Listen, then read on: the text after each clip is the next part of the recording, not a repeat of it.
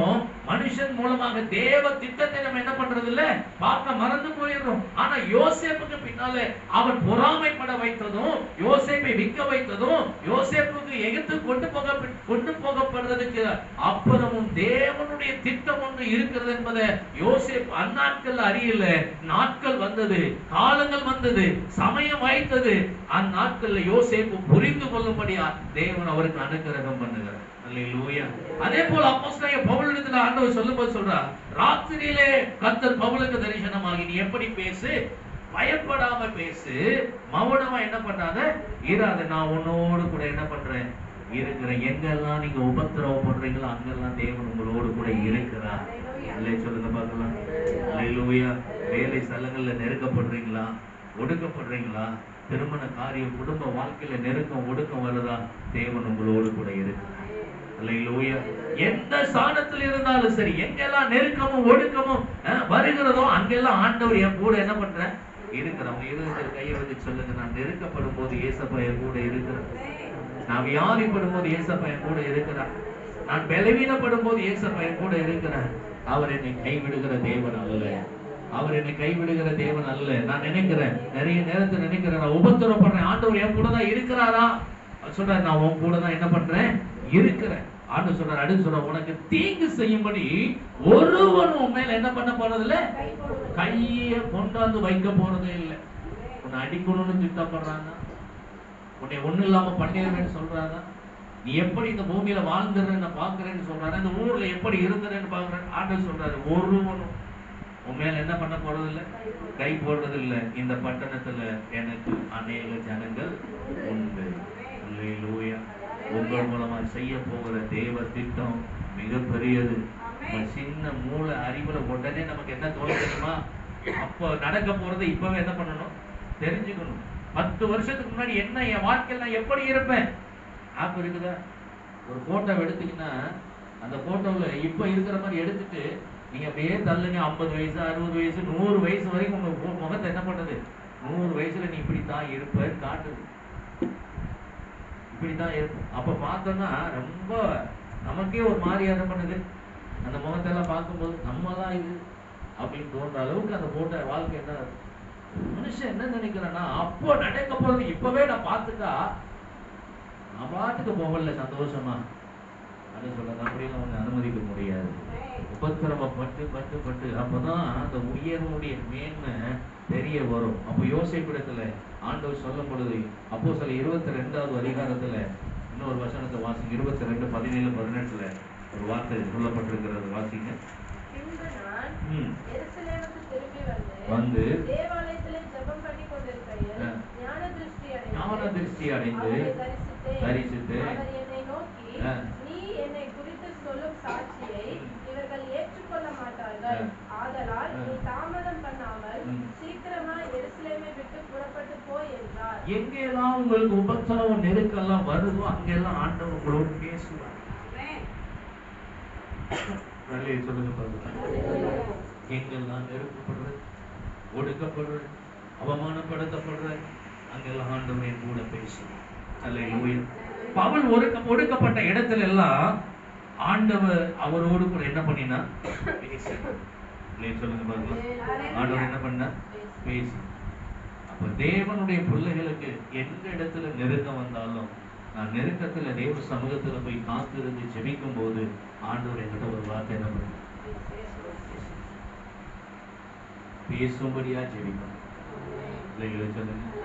நிறைய நேரம் நம்ம ஜெபம் பண்றோம், ஆண்டவர் என்கிட்ட பேசுறது மாதிரியே தெரியலையே, ஆண்டவர் என் கூட இடைப்பட்டது மாதிரியே தெரியலைன்னு சொல்றோம்.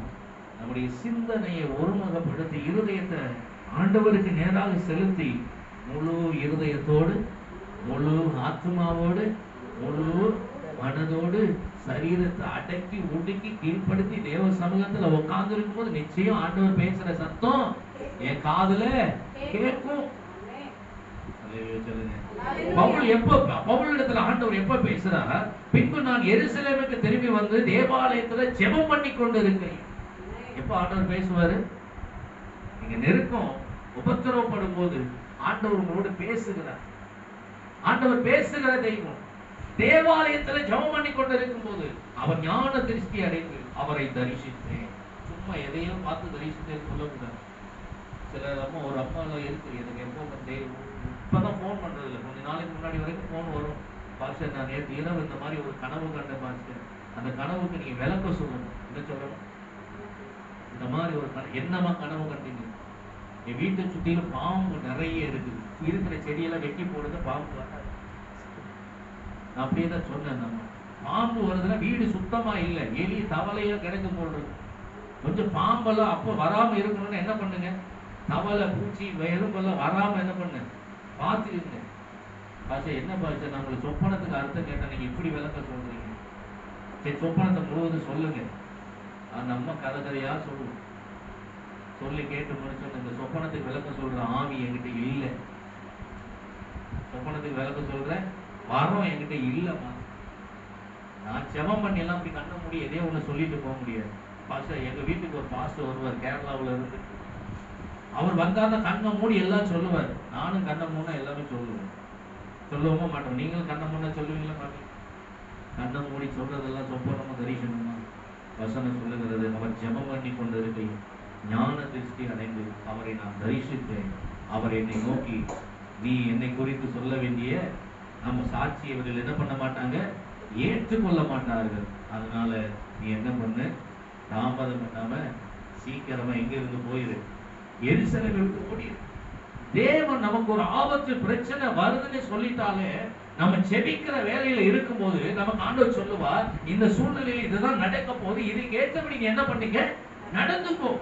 இதை ஆண்டவர் நிச்சயம் தேவ பிள்ளைகளுக்கு சொல்லுவார், இதை காண்பிப்பார்.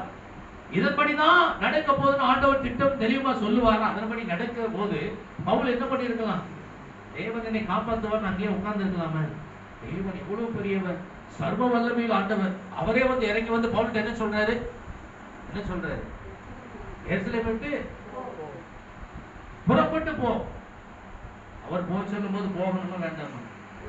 ஆண்டவரே நீங்க ஏன் போக சொல்றீங்க, நீங்க தான் கடவுளாச்சே, நீங்க தான் சர்வ வல்லமையில் அவர் ஆண்டவராச்சே, நீங்க அவன் அழிக்க வரவனை என்ன பண்ணிடலாம், எதிரிகள் எவ்வளவு ஆனாலும் அழிச்சு போட்டுடலாம், ஏன் ஓட சொல்றீங்க, போக சொல்றீங்க? நான் போக மாட்டேன், இங்கதான் இருப்பேன், நீங்க என்னை காப்பாத்துங்க. நீங்க என்ன பண்ணுங்க, அப்படி உட்கார்றதா? தேவன் போ சொல்றது அவர்கிட்ட வல்லமை இல்லாம இல்ல. தேவன் போ சொல்றது அவரால் எதிரிகளை அழிக்க முடியாம அல்ல. தேவன் யோசேப்புடைய வாழ்க்கையில பிரச்சனைகளை அனுமதிச்சது, சகோதரருடைய வாழ்க்கையில அவர்கள் உபத்திரவப்பட வைத்தது தேவனால யோசேப்பை காப்பாற்ற முடியாது என்பதற்காக அல்ல. யோசேப்புக்கு ஒரு உயர்வு வேணும், பவுலுக்கு ஒரு உயர்வு வேணும், உங்க வாழ்க்கையில ஒரு உயர்வு வேணும் என்பதற்காக சில காரியங்களை சில நேரத்துல நீ விட்டு போன்னு சொல்லுவேன். இல்லையா? ஆபிரகாமை உயர்த்துவதற்காகத்தான் சொந்த தேசத்திலிருந்து கொண்டு வர வைத்தார். புறப்பட்டு போ. அது உபத்திரவமா இருந்தது. நீங்க நினைச்சு பாருங்க, அந்நாட்கள்ல பஸ் இல்லை, எத்தனை கால்நடைகளை வைத்து எத்தனை பேர் போக முடியும்? அத்தனை பேர் நடந்தே போறாங்க. எங்க இருந்து எங்க வரைக்கும் நடந்து போனாங்க? எங்க இருந்து ஊர் என்னும் கல்தேயர் பட்டணத்தை விட்டு எங்க வரைக்கும் நடந்து போனாங்க? நான் காண்பிக்கிற தேசம். அதுதான் சொன்னேன், போ நடைதான். எத்தனை மாசங்கள் ஆச்சுன்னு சொல்லப்படல. ஈஸியா வாழ்ச்சியில் அவர்கள் நடந்து கானானுக்கு வந்தார்கள், அப்படிதான் எழுதப்பட்டிருக்கு. எத்தனை மாதங்கள் ஆச்சு தெரியும், எத்தனை வருடங்கள் ஆச்சு தெரியும். காலெல்லாம் வெடிச்சு கொப்புளமாகி குடிக்க தண்ணி இல்லாம, தூங்குறதுக்கு இடம் இல்லாம, சாப்பிடுறதுக்கு ஆகாரம் கிடைக்காம ஆபிரகாம் வழி பிரயாணப்பட்டு வந்த போதெல்லாம் உபத்திரவத்தை சந்திக்க நேர்ந்தது. விசுவாசத்தின் தகப்பன்னு சொல்லுகிறோம். சாப்பிடுறதுக்கு சாப்பாடு இல்லை, பிள்ளைகள் சாகுறாங்க. நான் நினைக்கிறேன் சிலர் செத்து இருப்பான் தாகத்தினால, சிலர் என்ன பண்ணிருப்பாங்க, சில ஆடு மாடுகள் செத்து இருக்கும். தேவன் தான் அழைத்தாரா சந்தேகப்பட வேண்டிய சூழ்நிலை ஆபிரகாமுக்கு வந்தது. ஆனாலும் அழைத்தவர் உண்மையில்லவர் என்று சொல்லி பிள்ளைகளை சாக கொடுத்தாலும் ஆடு மாடுகளை சாக கொடுத்தாலும் அவர் எனக்கு காண்பித்த தேசத்துக்கு நான் போய் சேர்வேன் என்ற முழு நிச்சயத்தோடு ஆபிரகாம் பிரயாணப்பட்ட போது கூட ஆண்டவர் கூடவே இருந்தார். அல்லேலூயா சொல்லுங்க பார்க்கலாம். யோசேப்புடைய வாழ்க்கையில இத்தனை உபத்திரவத்திலும் பாடுகளிலும் தேவன் அவரோடு கூட இருந்து அவரை உயர்த்தினார் என்பதை குறித்து நம்ம பார்க்க போறோம். அதே வசனத்தை சங்கீதத்தின் புஸ்தகத்துல கொஞ்சம் கொஞ்சமா போறோம். அந்த சங்கீதத்தை மாத்திர திருப்பி வைத்துக் கொள்ளுங்க. இப்போ யோசேப்புக்கு உயர்வு வர வேண்டும். இவ்வளவு உபத்திரவப்பட்ட யோசேப்பு இப்போ உயர்வுக்கு நேரம் வர வேண்டும் என்பதற்காக தேவன் ஒரு செயல் செய்கிறார்.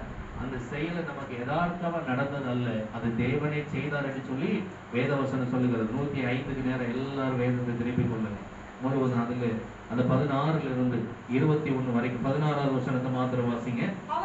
அவர் தேசத்துல பஞ்சத்தை வருவித்து ஆகாரம் என்னும் ஆதரவு கோலை முற்றிலும் முறித்தார். யாருக்காக? யோசேப்புக்காகவே இதை செய்தார் என்று சொல்லி வேதவசனம் சொல்லுகிறது. சொல்லுங்க, உங்களை யார் உபத்திரவப்படுத்தினார்களோ அந்த உபத்திரவத்தை நீங்க தாங்கி சகித்து பொறுத்து கொண்டு இருப்பீங்கன்னு சொன்னா ஒரு காண்கிற வரைக்கும் நீங்க இதே நிலைமையில் இருங்க. கர்த்தர் உங்களை என்ன பண்ணுவார்? ஆசீர்வதிப்பார். கடைசி ஒரு வசனத்தை வாசித்து முடிக்க போகிறோம். 42வது அதிகாரத்துல அறிந்து கொண்டான், அறிந்தும் அறியாதவனை போல கடினமா அவர்களோடு பேசி, நீங்க கூட பிறந்த அண்ணன் தம்பிக்கு அப்ப கூட பிறந்தவனே என்ன பெரிய அளவுக்கு ஆண்டவர் உயர்த்தி உங்களை உயர்த்தும் போது அடையாளமே தெரியாத அளவுக்கு உயர்த்திடுவார் ஆண்டவர். அடையாளமே தெரியாத அளவுக்கு அற்பமா எண்ணப்பட்டு அசட்டை பண்ணப்பட்டு ஒதுக்கப்பட்ட இடத்துல இருந்து வந்த யோசேப்பு எகிப்தியர்கள் அவ்வளவு சீக்கிரமா யாரை ஏத்துக்க மாட்டாங்க. மேய்ப்பர்கள் கானானியர்கள் ஏத்துக்க மாட்டாங்க. ஆனா அந்த ஸ்தானத்துல அந்த இடத்துல தேவன் முடியாத காரியத்தை மனுஷனால் முடியாதது தேவனால் முடியும் என்று திரும்ப ஒரு விசை நிரூபித்து காத்துட்ட இடம் தான் யோசேப்புடைய உயர்வு. சொல்லுங்க பார்க்கலாம். அல்லேலூயா. அப்ப உங்க வாழ்க்கையில் உங்க பிள்ளைகள் நெருக்கப்படுகிறார்களா, ஒடுக்கப்படுகிறார்களா, அவமானப்படுத்தப்படுகிறார்களா? ஒரு நாள் வரப்போகுது. அந்த நாள் வரும்போது யோசேப்பு எகிப்துல உயர்த்தப்பட்டது போல நீங்க எல்லாரும் ஒரு நாள் இல்ல ஒரு நாள் உயர்ந்த ஸ்தானத்தில் இருக்க போகிறேன். அல்லேலூயா. அப்போ உங்களை வெறுத்து தள்ளினவரெல்லாம் வந்து உங்க முன்னாடி தான் நிக்க போறான். யாரெல்லாம் அசட்டை பண்ணினார்களோ, யாரெல்லாம் வேண்டான்னு சொன்னாங்களோ, இப்ப அவனுக்கு வழி இல்லை. எங்க போனா பிழைப்பான்? யோசேப்பு கிட்ட போய் கானான்ல கொஞ்சம் ஆகாரம் இருக்கு, பஞ்சத்தை வருவிச்சதே அவர்தான், அங்க அடியை கொடுக்கிறது அவர்தான். அங்க பஞ்சத்தை வருவிச்சு உங்களை தேடி வரும்படி கர்த்தர் செய்வார். தேடி வரும்போது நீங்க அவர்களிடத்துல நடந்து கொள்ள வேண்டிய விதம் எப்படின்னு வேதவசனம் சொல்லுகிறது. எப்படி நடந்து கொண்டார் யோசேப்பு? ஃபர்ஸ்ட் தெரியாத போல அவர்கள் கொஞ்சம் மிரட்டல் துணியில அப்படி கேட்டு கொஞ்சம் கற்பனை பண்ணி பாருங்க. அண்ணன் 11 பேர் தம்பி கேட்கிறாரு. இப்போ அதிகாரியா நிற்கிறார். யாரா நீங்க, எங்க இருந்து வாரீங்க அப்படின்னு. யார் நீங்க, எங்க இருந்து வாரீங்க அப்படின்னு கேட்கிறாரு. கேட்டுட்டு மனுஷனுக்கு தாங்கள் இருந்தாங்க கர்த்தருடைய பிள்ளைகளுக்கு இருக்கிற இருதை கடினமா நடக்க முடியல. எவ்வளவு நேரம் நடிக்கிறது? உள்ளத்துக்குள்ள இருக்கு அன்பு பாசம் உள்ளத்துல இருக்கு. ஆனா வெளியில எப்படி காட்டிக்கிறாரு? யோசேப்பு அவர்களை நோக்கி சொல்றாரு, எங்க பட்டணம் திறந்து கிடக்குன்னு வேவு பார்க்க வந்தீங்களா? எல்லாம் சொல்லி முடிச்சுட்டு அவரால் தாங்க முடியல. யோசேப்பு அவர்கள் நோக்கி, உங்களை வேவுக்காரர் என்று நான் சொன்னது சரி அப்படின்னு சொல்லிட்டு திரும்ப யோசேப்பு அவர்களை கானானுக்கு அனுப்பிவிட்டு அப்படி பணப்பையில முடிவெல்லாம் போட்டு இவர் தனியே ஒரு இடத்துல போய் அழுது அழுது அழுது, நீ என் சகோதரர்கள், நீங்க வேற